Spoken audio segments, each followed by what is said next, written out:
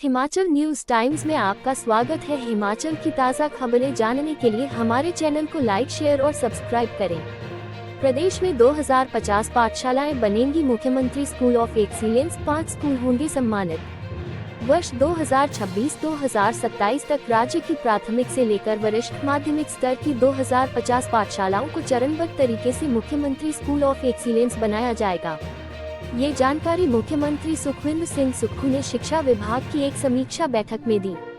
अगले शैक्षणिक सत्र से यह संस्थान गुणात्मक शिक्षा उपलब्ध करवाने में मील का पत्थर सिद्ध होंगे। उन्होंने 31 दिसंबर 2023 तक इनकी सूची तैयार करने के निर्देश भी दिए। मुख्यमंत्री ने कहा कि राज्य सरकार विद्यार्थियों को गुणवत्तापूर्ण शिक्षा उपलब्ध करवाने के लिए व्यापक स्तर पर सुधार करने की दिशा में आगे बढ़ रही है तथा इसके लिए सभी आवश्यक कदम उठाए जाएंगे। राज्य में सरकारी क्षेत्र में अंग्रेजी माध्यम के स्कूल खोले जाएंगे। इसके साथ ही स्कूल अडॉप्शन प्रोग्राम भी शुरू किया जाएगा, जिसके लिए खंड, उपमंडल व जिला स्तर के अधिकारियों को शामिल किया जाएगा ताकि शिक्षा के स्तर में सुधार आ सके।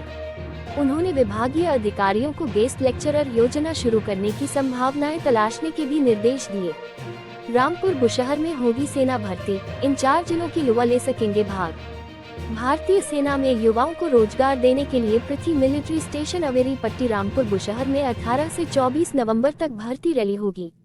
इसमें शिमला, सोलन, सिरमौर और किन्नौर जिले के युवा भाग ले सकेंगे। एसडीएम रामपुर निशांत तोमर ने बताया कि भारतीय सेना के सौजन्य से पृथ्वी मिलिट्री स्टेशन अवेरी पट्टी बायल में सेना की देखरेख में भर्ती रैली होगा।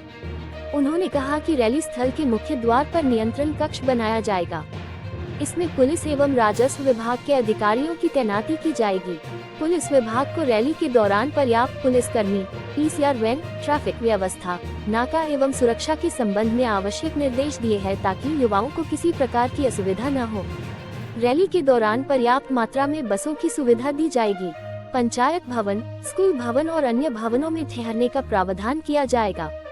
उन्होंने नगर परिषद रामपुर को साफ सफाई से संबंधित सारी व्यवस्थाओं को बनाए रखने के भी निर्देश दिए।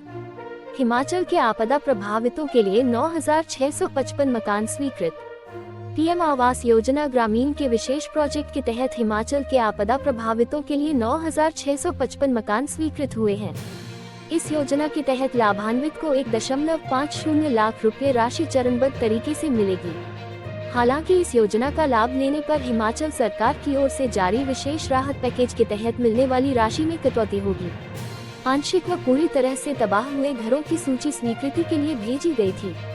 अकेले मंडी जिले में योजना के तहत 2,513 मकान स्वीकृत हुए हैं।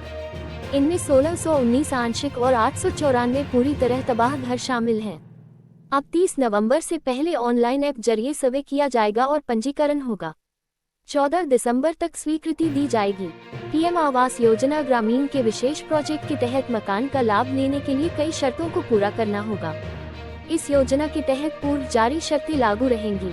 योजना के तहत नए मकान स्वीकृत होने के बाद जिला स्तर पर विशेष राहत पैकेज के लाभार्थियों की सूची व धनराशि में फेरबदल होगा। इसे लेकर सत्यापन किया जाएगा। इंडस विवि के खिलाफ जाँच शुरू, योग्यतानुसार पर्याप्त शिक्षकों को नियुक्त न करने का आरोप। प्रदेश सरकार ने निजी विश्वविद्यालय इंडस इंटरनेशनल के खिलाफ जांच बिठा दी है। निजी शिक्षण संस्थान विनियामक आयोग के पास आई शिकायतों की प्रारंभिक जांच पर यह संज्ञान लिया गया है। विवि पर योग्यतानुसार पर्याप्त शिक्षक नियुक्त न करने और विद्यार्थियों की संख्या लगातार कम होने का हवाला देते हुए आयोग ने विवि को बंद करने की सिफारिश भी की है। आयोग की अपनी प्रारंभिक जाँच में निजी विश्वविद्यालय में कई अन्य अनियमितताएं भी पाई गई है। आरोपों को जांचने के लिए शिक्षा सचिव राकेश कंवर ने फैक्ट फाइंडिंग कमेटी को मामले की जांच के निर्देश दिए हैं। निजी शिक्षण संस्थान विनियामक आयोग ने कुछ माह पूर्व ही इंडस इंटरनेशनल विवि को बंद करने का फैसला किया है। आयोग ने विवि की जांच के लिए एक कमेटी का गठन किया। कमेटी ने रिपोर्ट में बताया कि विश्वविद्यालय में विद्यार्थियों के दाखिलों में लगातार कमी दर्ज हो रही है।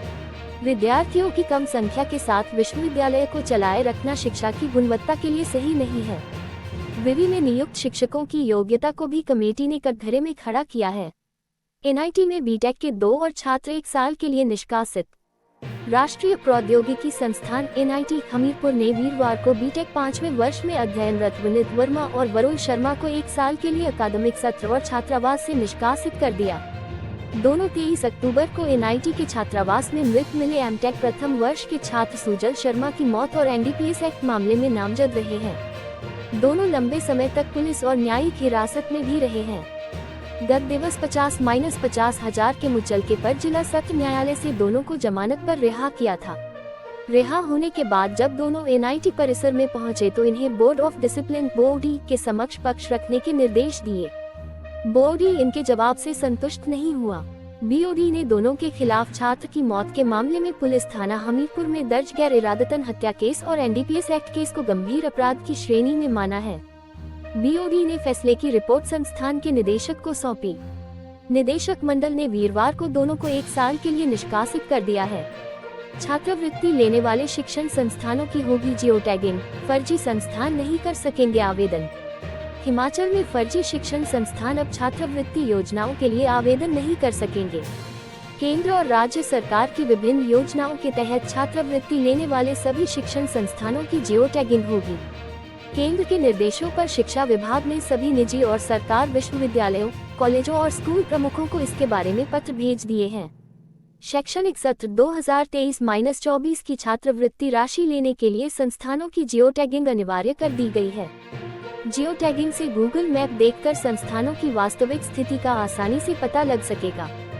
फाइलों में बड़े संस्थान बताकर अधिक विद्यार्थियों के नाम पर छात्रवृत्ति लेने वालों पर शिकंजा कसने के लिए फैसला किया गया है। प्रदेश में कुछ वर्ष पहले 265 करोड़ से अधिक राशि का छात्रवृत्ति घोटाला पकड़ा गया था। मामले की सीबीआई अभी भी जांच कर रही है। घोटाला करने वालों के खिलाफ हाईकोर्ट में चार्जशीट दायर करने की प्रक्रिया जारी है। प्रवर्तन निदेशालय भी मामले की जांच कर रहा है। इसी बीच केंद्र सरकार ने छात्रवृत्ति राशि जारी करने के नियमों को और कड़ा कर दिया है।